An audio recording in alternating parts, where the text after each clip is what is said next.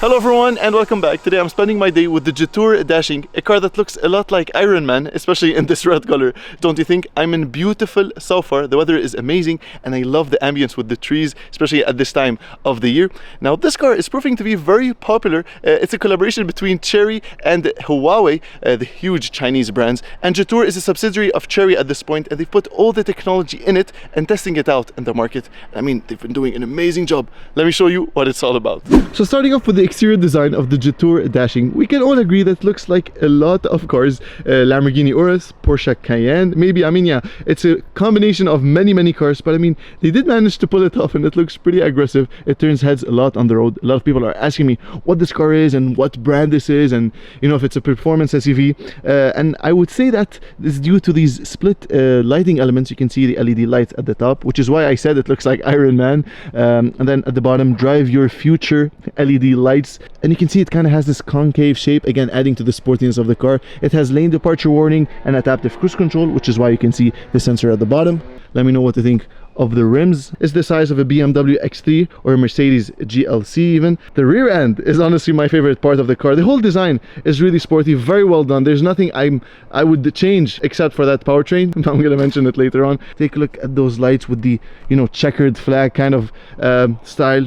I love how it comes over here to the side so you can really see it from here. The rear spoiler is kind of overdone. It reminds me of the Chang'an Unity I reviewed a while back. You can see it's kind of open from here. It's not really a performance car. These looks deserve a better powertrain, but yeah, let me know in the comment section what do you think of the design. And I love the Jetour and Dashing writing, very minimalist, very premium, no weird logos here and there. All right, so sitting inside the Jetour Dashing, it's a really nice place to be, honestly. First of all, the center screen, it's kind of Tesla-like. Obviously the whole design is minimalist, which mimics the American brand, but I have to say they did quite well. It doesn't have Apple CarPlay or Android Auto, unfortunately, which is expected on these Chinese vehicles, but it's a great system overall, easy to use, pretty intuitive as well, and everything is controlled via that screen, which is why you can see it's empty spaces over here. Traction control, all the driving modes, you know, your music stuff, everything is within that screen, which explains why we don't have any volume knob for the passenger. Again, typical on these Chinese cars. I mentioned that quite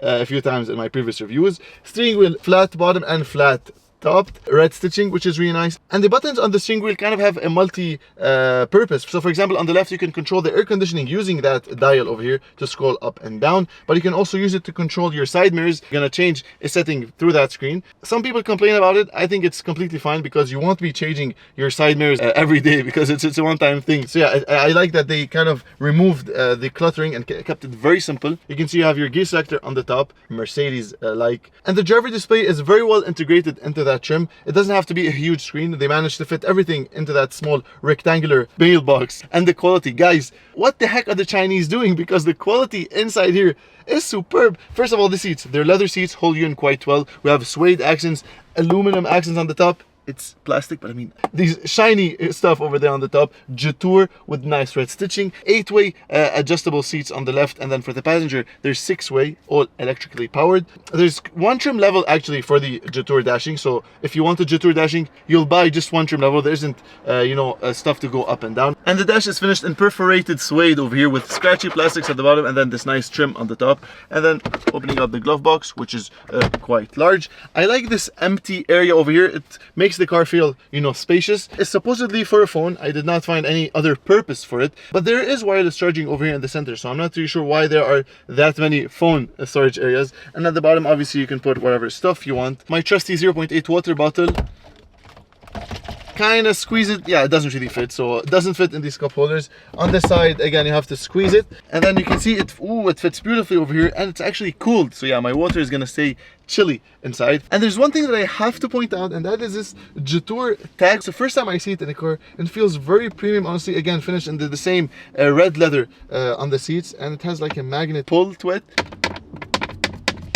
So the back seats of the Dashing feel very spacious, and that is due to the fact that you sit quite low. I mean, I feel a bit short, and you can see the window is quite high, but I mean, it's not claustrophobic. We have amazing amount of legroom, and headroom is also very impressive as well. We have 2 air vents with a USB port, a center armrest. You can see we have cup holders, more storage area maybe for a phone, keys, gum, whatever you want to hide. We have plenty amount of space over here, so 3 adults can sit very comfortably. And finally, there are buttons on either side of the doors. It's a star. Now this star controls the voice command. Imagine you're driving and then a child in the back is just pressing every time. Close the sunroof. Alright, so you can see it works. It'll be quite annoying if you have kids in the back. And let's not forget the Jetour over here on the seats. That looks really, really nice. Alright, so the big question today, how does it drive? Does it drive as good as it looks? Straight to the point, unfortunately not. It looks so good, but I mean, I don't know why these Chinese, I mean, it just bothers me. Why couldn't it have been better engineered overall? I mean, listen, I'm gonna floor it right now, okay? Just watch this. And now I mean, it took like 3 seconds to understand what I was doing. The brakes have a clicking sound for some reason.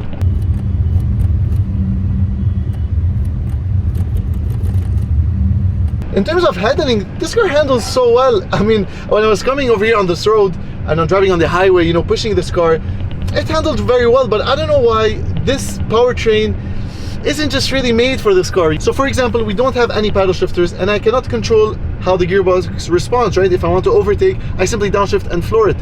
In this car, it thinks it can do it on its own, and the problem is it doesn't. So it ends up being just a bit slow. Seats are very comfortable. I love the way they hold you in. It's such a nice seating position. Visibility is honestly amazing. Steering wheel feels so nice in your hands, and I'm joining. You can see I'm trying to join the road, but I mean, it just doesn't want to. Honestly, do not recommend you put it in sport, because all it does in these driving modes is vary the throttle response, which is a bit annoying because it feels too sensitive in sport, and again, it doesn't really translate into swift acceleration. If it's in sport now, slightly putting my foot on the accelerator is gonna jump forward, but then it isn't as sporty on the long road, you know, just for this couple of seconds, which makes it more sensitive rather than quick. That makes sense? Maybe? I hope so. And it's a practical car overall. You can see we have a large trunk in the back, which fits you know, most of your necessities. The back seats are perfect for 3 adults. And you can see when you're putting on the turn signals how this is gonna show up on the display. I mean, that looks really cool. The 3D surround view, 540-degree angle. I have to mention though that it's a bit rough on road bumps. That is maybe due to the 20-inch wheels. They're quite large wheels, and for some reason they protrude out of the tire, so you can easily curb that wheel. You have to be very careful with these rims. How does it sound? Let me just floor it again. You can see, okay. Accelerate. Yeah, I mean, handling is really good, guys. I did not expect it to handle this well.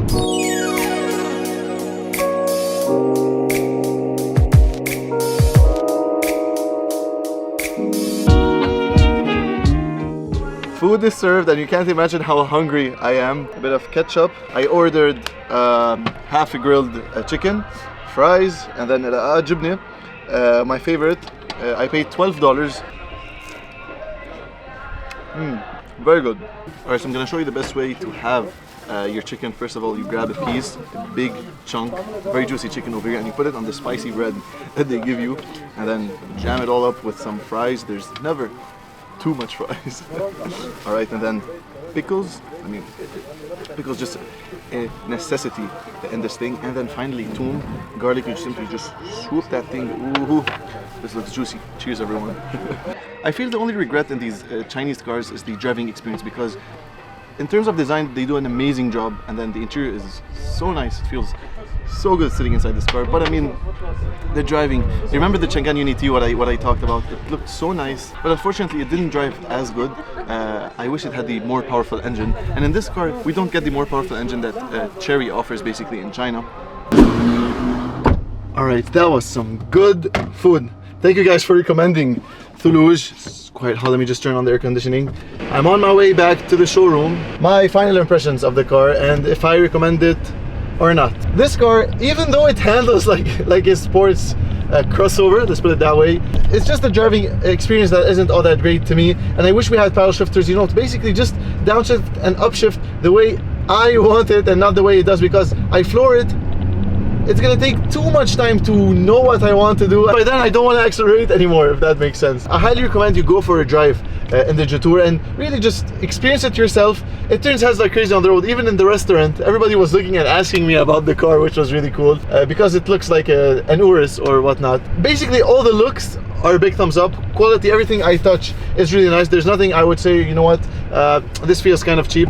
It doesn't, and whoever tells you that just really is being picky, because Chinese vehicles have never been this nice, and they're competing very well against these Koreans and even some Germans. Should you get it over the Uni-T? I'm not sure. It really depends which one you think is better looking. The Uni-T is way more extreme, you know, into the way it looks, and it has more tech. For example, through the key fob you can just control the car. The design is more German, is more, you know, European, rather than the Uni-T, which looks Chinese. Let's be honest, it's too extreme to look anything but that. So yeah, thank you for Jetour for offering me this car for today. I really enjoyed it, and I hope you enjoyed this video. I'll see you in the next time. Make sure to subscribe. It's the first time you come here, guys. Peace.